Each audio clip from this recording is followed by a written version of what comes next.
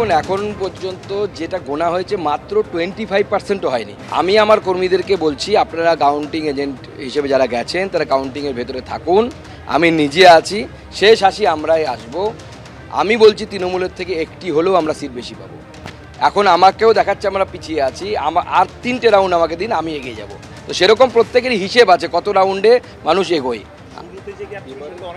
হ্যাঁ, আমার নিজেরই যেমন প্রথমে শুরুতে হচ্ছে প্রায় 2 রাউন্ডে বা 12,000 গ্যাপ হয়ে গেছিলো, এখন পঞ্চম রাউন্ডের শেষে সেই গ্যাপ হচ্ছে 2,481। এটা 7, 8, 9, 10 রাউন্ডে পুরো শেষ হয়ে আমরা লিডের দিকে চলে যাব।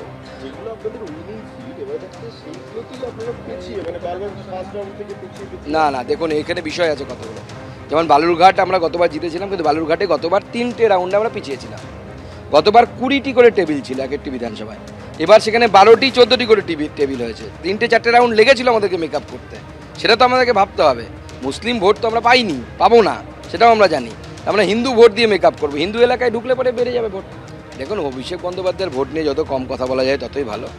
এগুলোতে মানে ভোটের নামে প্রহসন হয়। অতএব অভিষেক বন্দ্যোপাধ্যায়ের মার্জিন নিয়ে কথার ভাবনা চিন্তা করার দরকার নেই।